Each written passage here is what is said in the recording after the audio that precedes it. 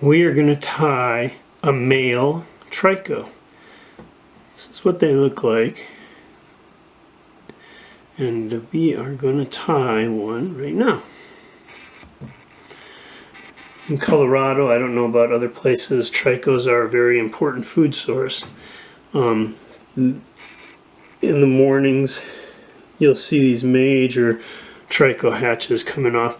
Sometimes, if you look up, it almost looks like there's a cloud above you. So, we're going to tie the male Trico. I'm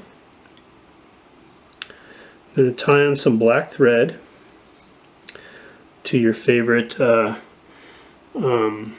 dry fly hook.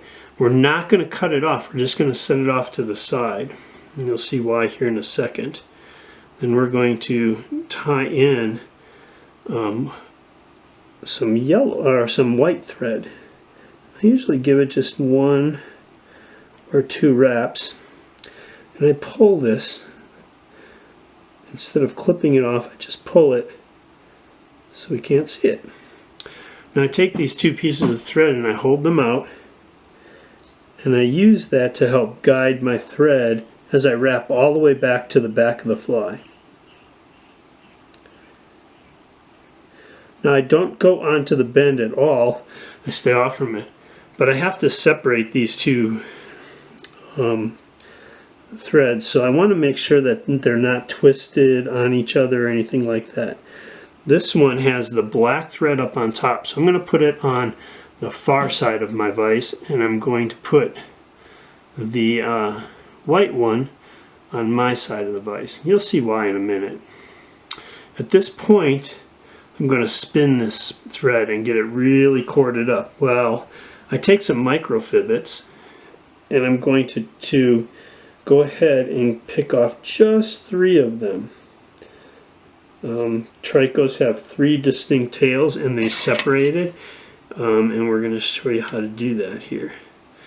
Alright, while that's spinning, we have to measure Trico tail. Trico tails are 2 times the length of the hook shank. So if you just kind of set it there and kind of look and say, oh, that's 1, and look where it ended, and I'm going to move it forward, and then I say, oh, I'm going to do that 1 more time, that's where I'm going to tie it in. So that's where I grab it. Alright, now what I'm going to do here is I'm going to make a little bit of a bump, and I'm just going to kind of watch it. And once I get that bump so that it's above my thread, like that, I'm going to tie it in with 1 turn. And what I want to do here is make sure that it's right on top. And you can adjust it. And when you pull it, you can see what happens is these go straight, well, not straight up, but they go up, which is what you want. And you're just going to take another turn or 2 down and that. So now I'm since the black thread is on the far side and the white thread is on this side, and now it's twisted somehow, I don't know why. I'm going to take the black thread out, and I'm going to split this. To get them to start to split, I always just kind of pinch them up, and you can pull them down a little bit, and they split. And I'm going to take this, and I'm going to put it right in between the far microfibbit and the middle one. I'm going to tie it in with just 2 little turns, and I'm going to cut the black thread off. Now what I'm going to do is take the white thread and come in on this one and split it. But this time, when we split it, I'm going to tie this off really close to the microfibbits, and then pull it back and get it out of the way. We're going to need this in a minute. Now I'm just going to wrap this forward, getting these microfibbit butts up on the top. I want to keep them on the top. If they go anywhere to the bottom, just grab them and pull them back to the top right away. Stop a little bit short of the eye, cut them off, and then we're just going to cover them up all the way to the eye of the hook. Now, we're going to take this white, we're going to rib this whole abdomen all the way up to the eye of the hook. If you've ever had fish come up and reject your tricos during the trico hatch, you'll know that they probably were counting how many segments there were. And if there was no segments, they were just swimming away saying, oh, that's not the right fly. Of course, I'm just kidding, but it is fun to kind of make this as realistic as possible. So we tie them all the way up to the top, to the eye of the hook, and tie them off with just 2 wraps, and then cut this off. Now we're going to go back over some of these and come back just enough, or just a little bit right there.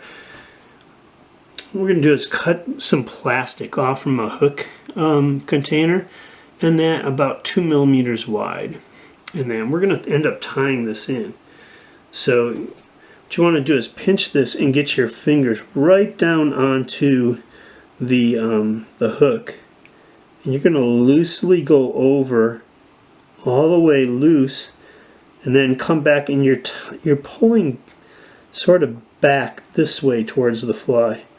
And then you want to, or towards me, and then you're going to take a second one. Now we're going to come in, and we're actually going to adjust these so that they kind of go that way. We're going to come in, we're going to go underneath this one, hold it, and get it just right.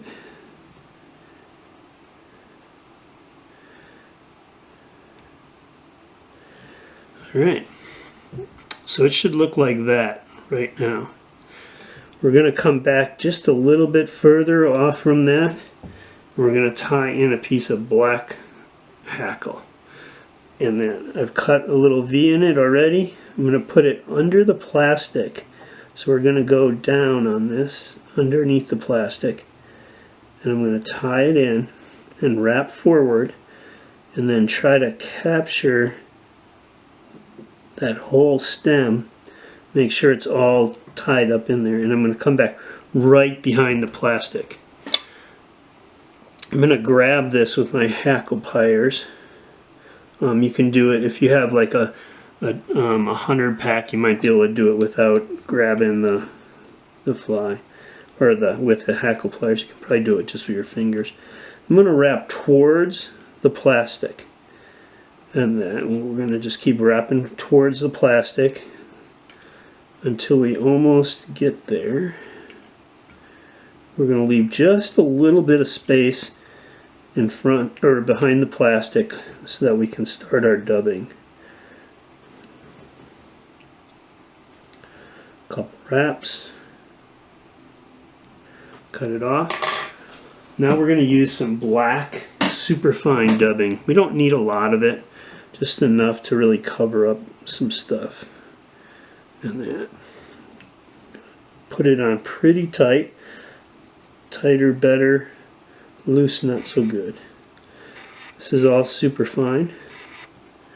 We're going to dub behind the wings until you see a little bit of it. Then we're going to cross over, cross back, cross over, a little bit out of the way, cross over, cross back, and we're ready to tie off. So we're going to tie this baby off.